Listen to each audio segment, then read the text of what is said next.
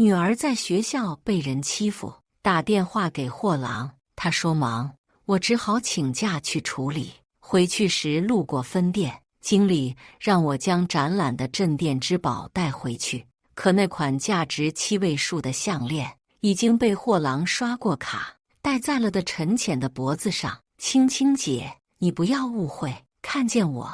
他立马缩在货郎身后，怯生生地捏着衣角。我为货郎哥哥拿下一个大单子，他才送我这么贵重的礼物。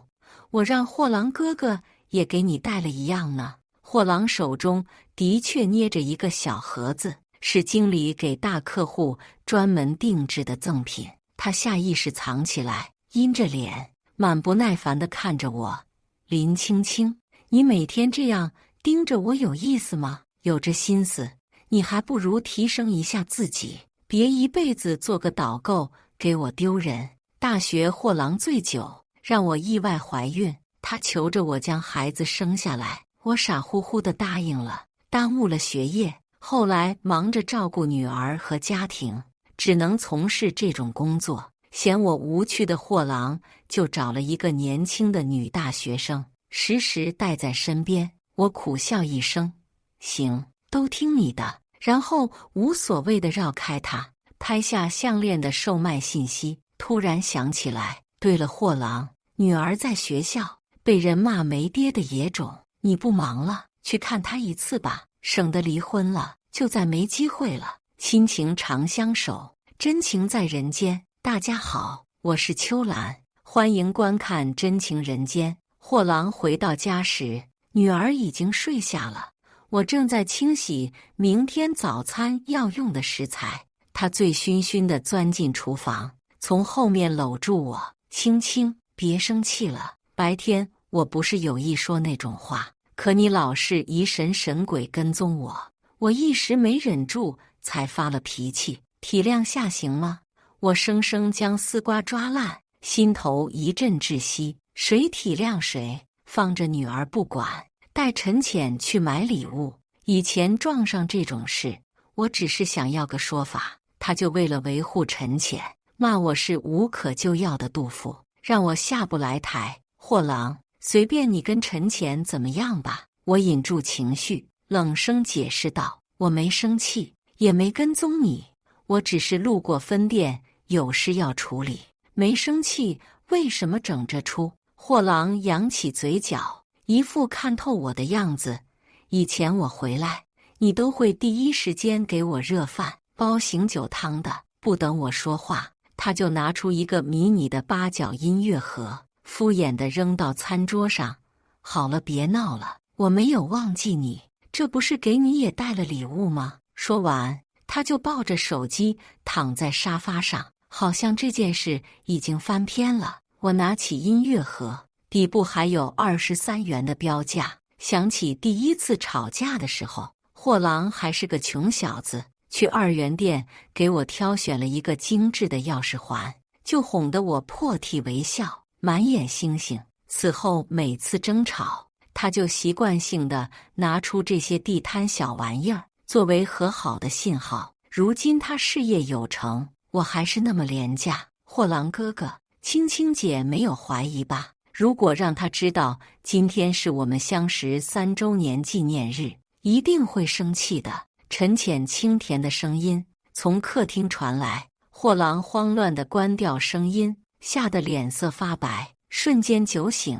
见我走过去，他手足无措地扔掉手机。青青，你不要误会，今天虽然是我和陈浅的纪念日，但我给他买礼物真的只是因为他谈下了大单子。多大的单子能配得上7位数的礼物？我懒得拆穿，平静地说道：送就送了，陈浅那么漂亮，挺搭的。不过那个项链是我们经理找大师定制的，还没来得及拿到总店展览，能不能让我们借用1天？作为答谢，你以后可以带陈浅来总店选礼物，给你打95折。我话音刚落，货郎脸色瞬间沉下来。够了，林青青，我不是跟你解释过了吗？我和陈浅之间真的没什么，你能不能不要这么疑神疑鬼？不可救药。我恍惚片刻，才反应过来，货郎以为我是想将项链骗到手，然后毁掉。记得我有次撞见他和陈潜在商场逛街，手中提着大包小包价值几十万的东西，我当场失控，冲过去将礼物全都毁了。结果是他半个月没回家，我哭得肿了眼，主动求饶示好。而现在我一点也不在乎了，他不肯借，我也懒得再说，习惯性的去卫生间拿拖把拖地。出来的时候，货郎已经恢复平静，破天荒的从我手中夺过拖把，做起了家务。我不怪你小心眼，只求你别再这样冷战了，行不行？他拧着眉，一副受不了我又无可奈何的样子。我公司的事情已经够多了，你消停几天，让我松口气好吗？我攥紧掌心，闭着眼，深呼吸许久，才压住情绪，面无表情地看着他。货郎，你还有什么想说的吗？他不耐烦地哼了一声，就这么多，说完了。看来他满心都是陈潜，记得他们的相识纪念日，却将女儿的生日忘了个一干二净。我心如死灰，不再迟疑。货郎，我们离婚吧，房子、车子、财产，我可以什么都不要，我只要小小。货郎突然怔住，手中的拖把滑落，摔在地上，发出沉闷的声响。他眨了眨眼，不可置信道：至于马林青青，就为了这点事，你拿离婚跟我闹？我坚定地摇了摇头，我没闹，你嫌弃我无趣，嫌弃我的工作给你丢人，又满心都是年轻漂亮的陈潜。我跟你离婚不是正合你意，以后你们在一起就不用偷偷摸摸了。以前无论怎么吵，我都没有提起离婚，不是没想过，而是货郎总会在我撑不下的时候，像现在这样抱住我，好像真的在乎我那样哄。青青，这次是我错了，我不该送陈潜那么贵重的礼物，但送都送了，总不能让我再收回来吧？我答应你，以后我不会再送他任何东西了，把时间和精力抽出来陪你和孩子，消消气好不好？离婚这种话再也不要说了。货郎一直都知道我的要求很简单，只求他能把心放在我和孩子身上，可无数次承诺，转眼就会忘得一干二净，希望一次次变成泪水，反复折磨的日子，我过够了。这一次我不会再信了，放过我吧，货郎。我抓着他的肩膀，想将他推开，可他死死抱着我，如何也不肯放手。拉扯中，我不小心摔在地上，肚子狠狠撞上茶几的棱角，旧疾瞬间发作，疼得我喘不过气。青青，你没事吧？他过来扶我，声线颤抖，我不是故意的啊。你撞哪儿了？怎么疼得这么厉害？我捂着肚子，感觉有刀子在绞，张着嘴发不出声音。他想将我抱到沙发上，突然手机响了，货郎不耐烦地瞥了眼，看见是陈潜打来的，忙松开我，拿起手机接通。货郎哥哥，你说想看我穿后妈裙，我就去商场买，想给你一个惊喜。可是路过酒吧的时候，有几个醉汉拦住我，不让我走。陈潜的话还没有说完，货郎就抓起外套，冲到玄关换鞋，直到打开门，他才想到跟我说一句：我记得家里有药，你哪里不舒服自己找来吃，我的员工出事了，不能不管。我咬着牙，尽全力才发出一点声音：先送我去医院好不好？我的情况很严重，我感觉够了。林青青，现在是作妖的时候吗？他不耐烦地打断我，你不就是撞了下肚子，能出什么问题？再装下去只会让我更加厌恶。说完，货郎身影消失，狠狠将门摔上。他忘了大学我生产的时候，货郎的钱只够带我去不太正规的诊所。剖腹产的时候操作失误，我大出血加伤口感染，留下了严重的隐疾。上次发作在医院躺了13天，嫣红的血晕在地板上，吓得闻声出来的小小抱着我直哭：“爸爸，你在哪儿？你快来救救妈妈啊！”我心疼地搂住女儿，用不着爸爸，妈妈已经叫过救护车了。不哭哈，小小，妈妈很厉害的，这点伤打不倒妈妈，妈妈一个人也能带你过得很好很好。经理，真是抱歉，这么晚还打扰你。在救护车上吃下止痛药，我的状态才好一些。愧疚地看向经理，可我没办法，这些年我的生活被家庭和货郎占得太满，曾经要好的朋友和闺蜜已渐渐疏离。偌大的城市，只有江北愿意一通电话为我赶来。他抱着小小，声音沙哑：“那个男人呢？”我苦笑：“去找陈潜了。”江北咬牙切齿：“那你还跟他过个什么劲？”意识到怀中还有小小，他才没有说出更恶劣的话，默默地拿出软糖跟小小聊了起来。见我无事，小小抓着江北的衣领，渐渐安下心来睡着了。江北才继续说：“你是怎么跟一个明知你酒精过敏，却为了客户逼你喝到医院洗胃的混蛋在一起这么久的？”江北也是我的大学同学，很多事情他都知道，但他不清楚的是，那次货郎让我喝酒，是忘了我酒精过敏，可他却记得陈潜喜欢什么牌子的香水，家里总弥漫着淡淡的茉莉花香。是我太傻，以后不会了。抬我下救护车的时候，工作人员脚滑了一下，江北瞬间反应过来，趴在地上将我垫住。我正感动，突然看见了货郎，他满头鲜血，紧紧搂着陈潜，大步往急诊室走去。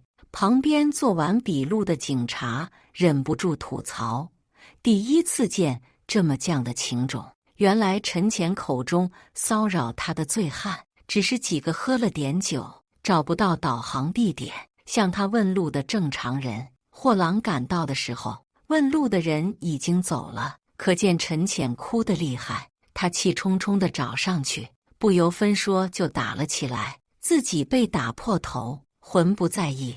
而陈潜在混乱中被擦伤手臂，他就受不了了，着急地冲进急诊室要医生治疗，担心伤口感染。货郎还是一点没变，爱一个人总是这么炙热又疯狂。模糊的泪眼中，过去的一幕幕在我眼前闪现。追求我时，货郎张扬又自信，恨不得通告全世界。我被欺负，他拿着板砖一个人冲上10几个人，被打得狼狈不堪，仍乐呵呵地看着我笑。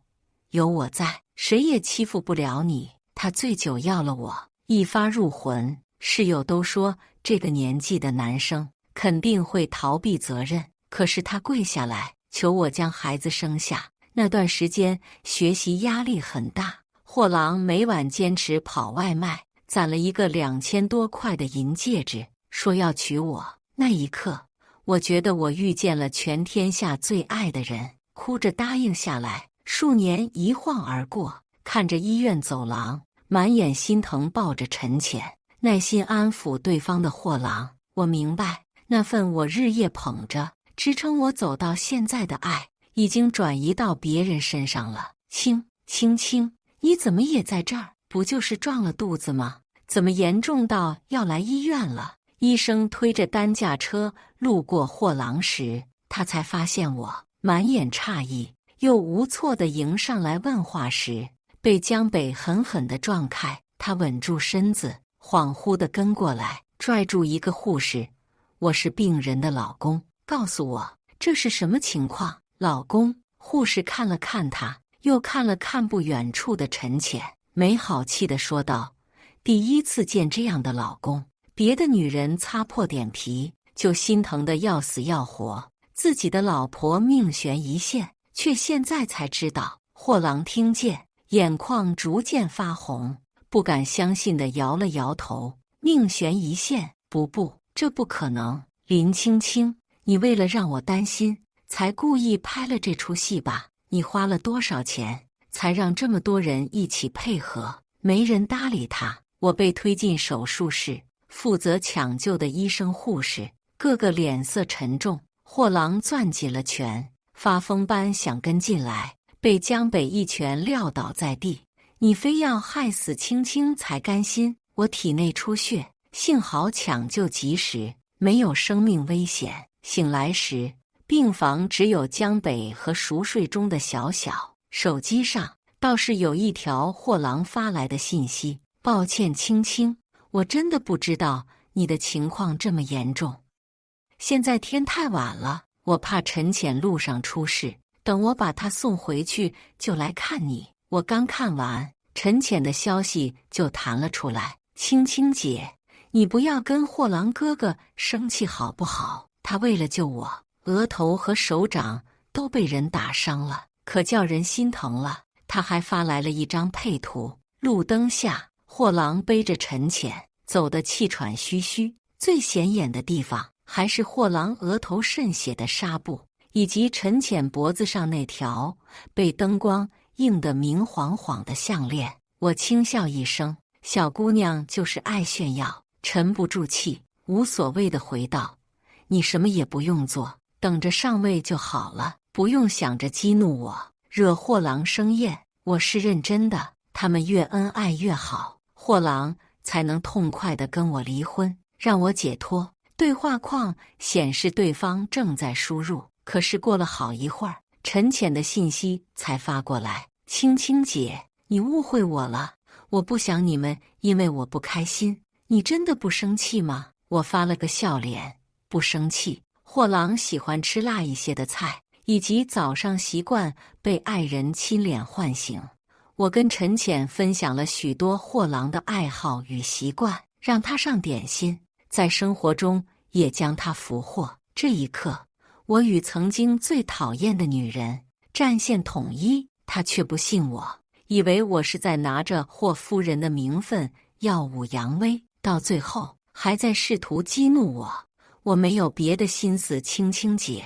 不过下个月货郎哥哥会带我去海边的城市出差，你放心哈，我会替你照顾好他的。他到底是得逞了。我忍不住握紧手机，看向睡梦中的小小。他一直都很向往大海，无数次问我：妈妈，爸爸答应我去海洋馆的，什么时候才作数呢？我带他去过几次，他仍是不停地问。我知道小丫头最渴望的是爸爸的陪伴。江北，你有什么资格抱我的女儿？货郎来到病房的第一件事，便是将小小从江北的怀中夺了过来。小小被惊醒，看见货郎，顿时哭闹着撕扯他的脸：坏爸爸，坏爸爸，妈妈病得那么重，流了好多血，你却没有妈妈身边保护她，我讨厌你。可小小虽然嘴上说着讨厌，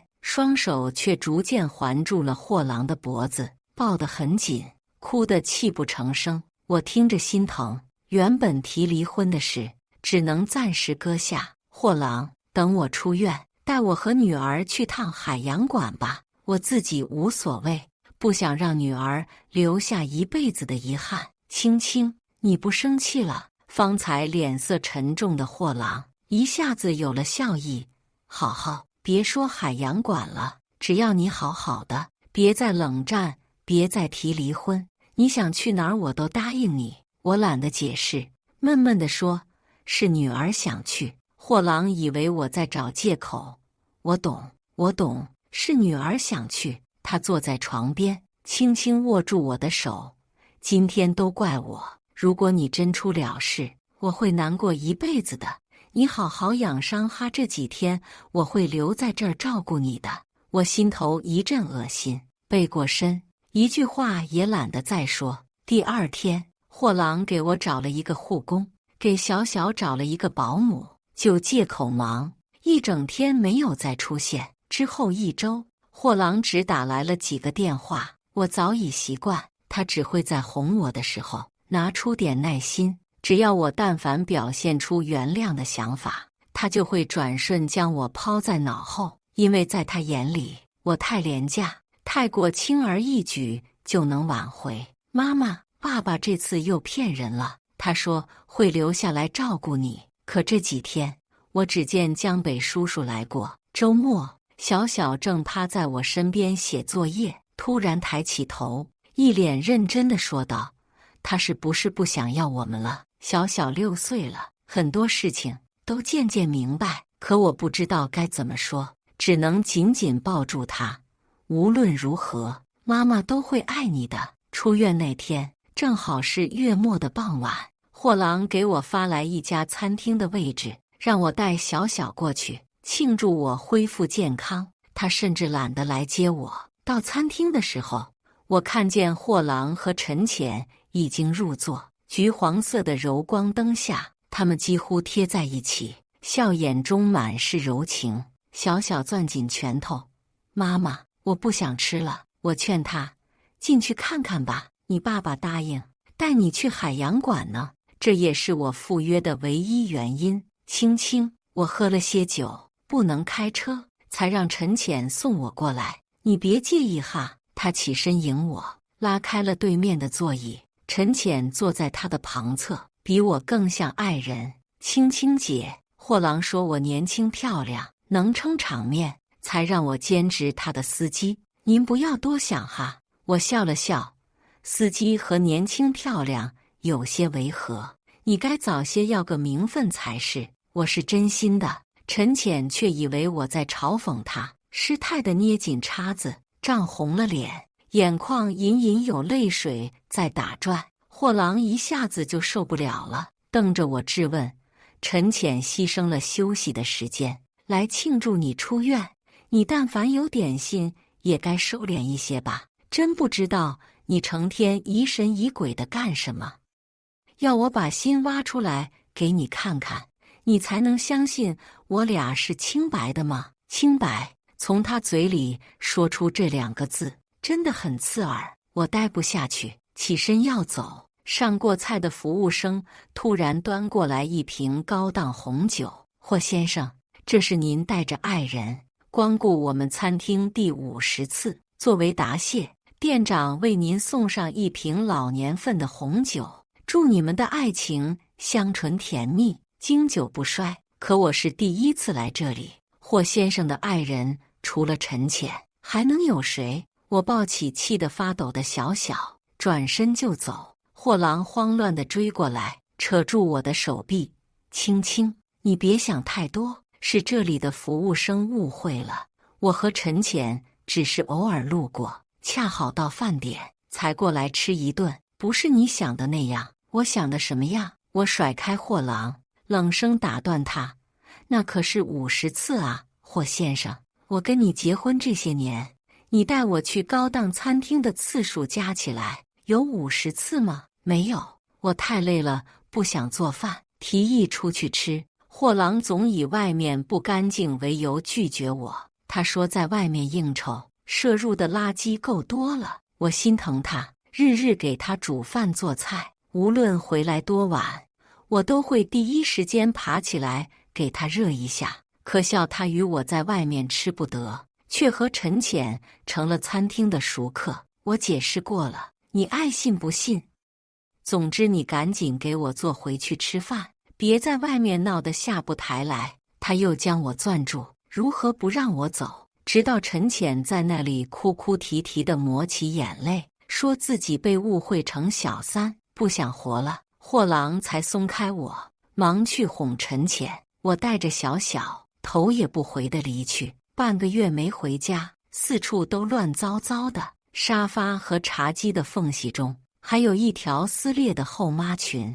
我默默地收拾干净，哄小小睡觉。妈妈，爸爸喜欢那个坏女人，不喜欢我们了。小小攥着拳，似乎鼓足了勇气才说：“我只要你再也不喜欢爸爸了。”我嗯了一声，连忙关灯，桃也一样离开了房间，跑到阳台上，哭得歇斯底里，心底压了好久好久的石头终于消失不见。结婚这么久，我第一次感觉到轻松。货郎回家的时候，我刚收拾出一大包垃圾，准备提出来，他手里抱着一个水晶箱，色彩斑斓，最出众的是129的价格签。我忍不住笑了。可以呀，霍先生，现在送我的礼物都超过100了，你也觉得这次的愧疚程度几十块钱拿不下来了吧？他心虚地错开目光，闷头往屋里挤。别那么俗，礼物送的是情谊，你拿价值比什么？我气笑了。100多的东西和7位数的东西能是一样的情谊？我懒得吵，直接问道：你说等我出院就带小小去海洋馆，明天可以吧？货郎愣了愣，显然是忘了这件事，随口说道：再等等吧，明天我要去出差，回来就带你们去。我突然想到，陈乾早跟我说过，货郎下个月会带他去海边的城市，原以为不会再为货郎生出半分情绪，这一刻我还是忍无可忍的失控了。下次，4次都是下次。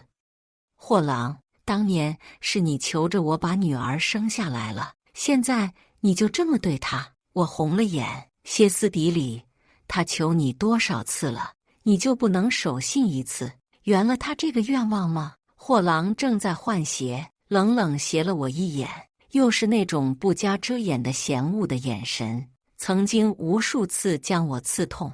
你又在这里发什么疯？不就个海洋馆吗？这次看，下次看有什么区别？难道为了孩子让我放弃公司，一家人去喝西北风吗？放弃公司，他不舍得放弃的，分明是和陈乾享受2人世界的机会啊！我咬着牙，颤抖着道：货郎，没有下一次，我要跟你离婚。从今以后，小小就再也没有爸爸了。林青青，我是不是说过，不准你再用离婚这件事来闹？你非要磨掉我最后一点耐心才罢休吗？他激动地攥起拳头，眼神凶狠的可怕。我反而平静了下来。都要离婚了，小小也决定放弃他了，我还有什么好崩溃的？离婚吧，货郎，我答应你，所有的财产都留给你，你可以带着陈潜尽情潇洒，我只要孩子。我以为对陈潜的感情能让货郎答应的痛快一点，才提了这个名字，没成想货郎露出了果然如此的表情。你真是一个不可理喻的醋坛子。如果你能有陈潜一半懂事，一半堪用，我们至于吵那么多架吗？看看你自己的样子，疯疯癫癫。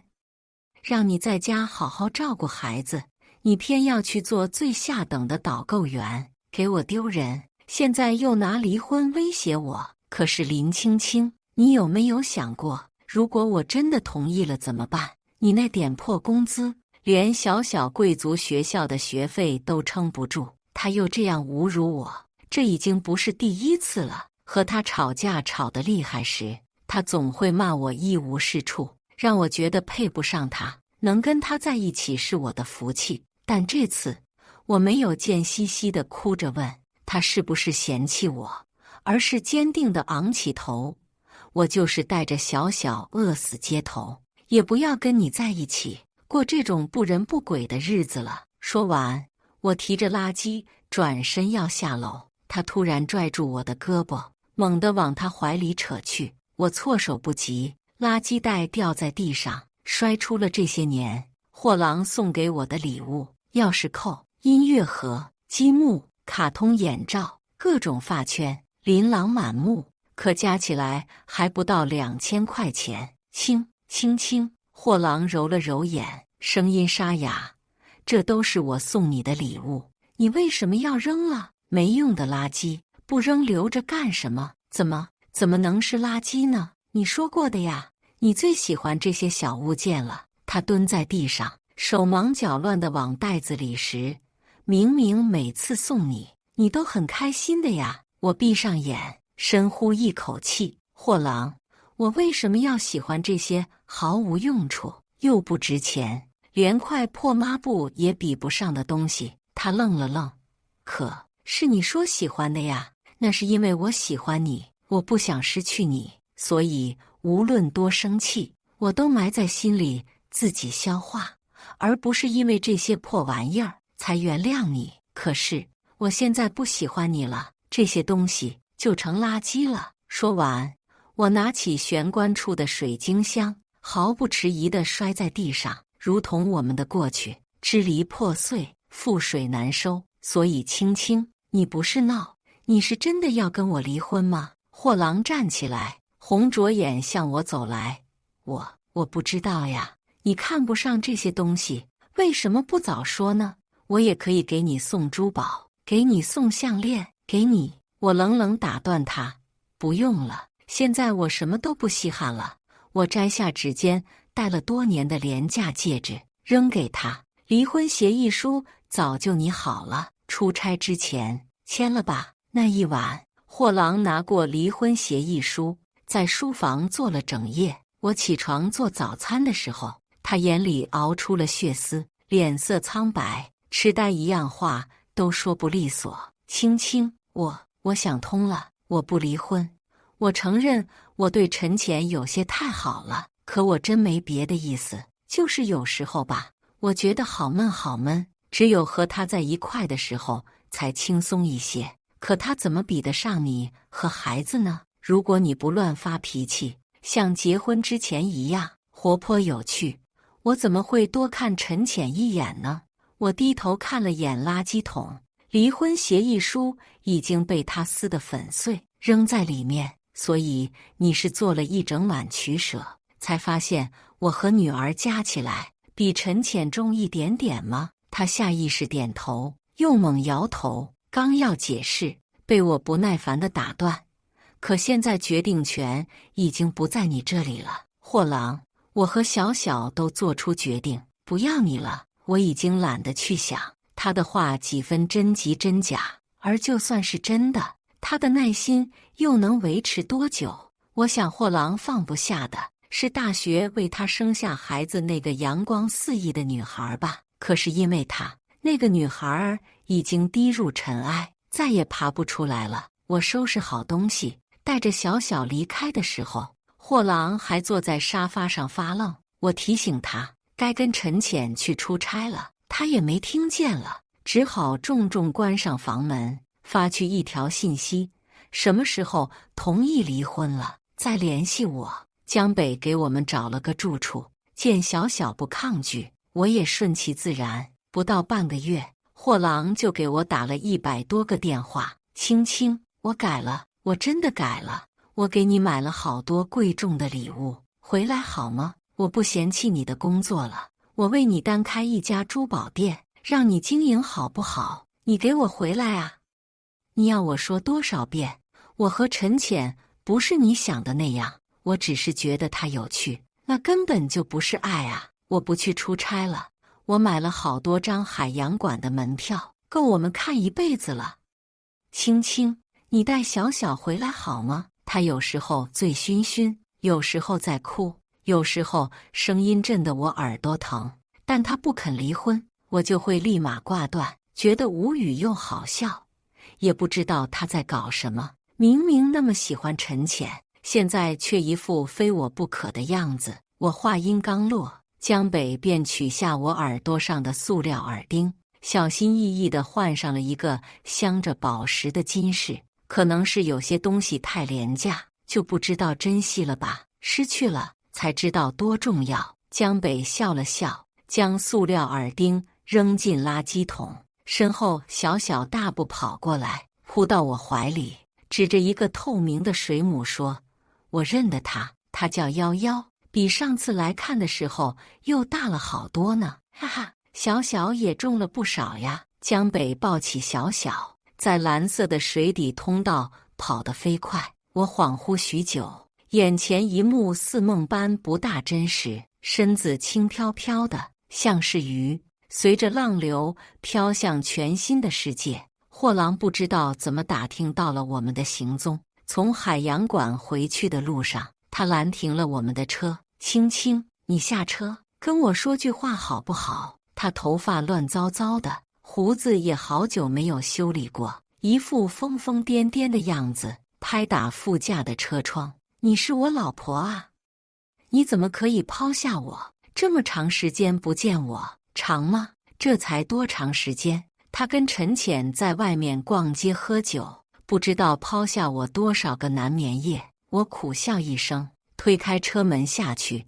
别这样，货郎，你自己丢人，别带上我们。他突然怔住，大概是想到我为了陈浅在外面闹的时候，他也是这么说的。顿了顿，他猛地扇了自己一巴掌，过来扯我的手。我错了，以前是我不对，我答应你，以后再也不见陈浅了，好吗？再有一次，你就永远不原谅我，让我孤独终老，好不好？你松开我啊！除了离婚，我不想跟他谈任何事。可他抓着我的胳膊，越攥越紧，我如何也挣不开。江北连忙下车替我解围，可刚过来就被货郎一拳狠狠打在脸上。青青，你是因为这个狗东西才离开我的吗？他上大学的时候就没争过我，现在还不死心想抢我的老婆？做梦！眼看他们就要扭打在一起，我和小小都下意识站在江北这边，护在他身前。货郎瞪大了眼睛，整个人都因为激动而颤抖起来。青青，小小，你们要为了别的男人对付我吗？他凭什么？他就是一个破经理，哪一点比得过我？我还没说话，小小就喊了出来，就因为江北叔叔对我和妈妈好。我说不清那一刻，货郎眼中的情绪是不解，是懊悔，亦或是痛苦和愤怒。总之，各种复杂的东西在他眼中快速流转，最后将他折磨得发了疯，冲过来直接要抢我和孩子。货郎，如果你真的在乎青青，最好的选择就是放手。江北刚准备制服货郎，陈浅就飞快地跑了过来，红着眼保护心上人。他是真的喜欢货郎，眼中的愤怒和心疼都很真实，不像之前装出来的情绪浮于表面。谁敢动货郎哥哥一根手指，我就跟他拼命。我们都还没有反应过来，货郎就抓着陈浅的头发，恶狠狠地将他按在地上。你给我滚啊！你害我变成现在这个样子，还不够吗？他不顾陈浅的眼泪和哀求，粗暴地摘下陈浅脖子上的项链，一把扯断，扔到地上，狠狠踩了几脚。把我送你的礼物都给我拿出来，那本该是青青的，不是你的。我看见陈浅瘫倒在地上，一脸黄色的看着货郎，好像是在看一个可怕的陌生人。小姑娘现在该是多绝望！我没有可怜她，只是想到最初不是她招惹货郎，而是货郎看中她，才用金钱和宠爱将她留在身边。初入社会的小姑娘，哪个能挡住这种糖体炮弹？青青，你看见了吗？我真的改了，我一点也不在乎陈浅了。货郎眼巴巴地看着我，像是在邀功。我冷笑一声，你这样只会让我觉得更恶心。说完，我毫不留恋地上车，将货郎和过去都彻底抛在脑后，永不回头。半年后，我向法院申请强制离婚，货郎变卖了所有资产，搜集了一车子金光璀璨的珠宝，拉到我家楼下。青青，你看，我给你带来这么多宝贝，现在你能原谅我了吧？江北打开窗户，怜悯地看着失了神智的货郎，叹了口气，这家伙怎么变成这样了？我看都懒得看一眼。别担心哈，我是不会心疼的。货郎到现在都不明白，我想到的是珠宝吗？从来都不是。廉价的时候，一个钥匙扣就能将我哄好，贵的时候，他就是送我整个世界，我也不会回头。感谢大家的观看，欢迎大家在下方评论区讨论。如果你喜欢这类故事，记得点击订阅《真情人间》，并分享给更多的人，这会对我帮助很大。再次感谢大家的观看。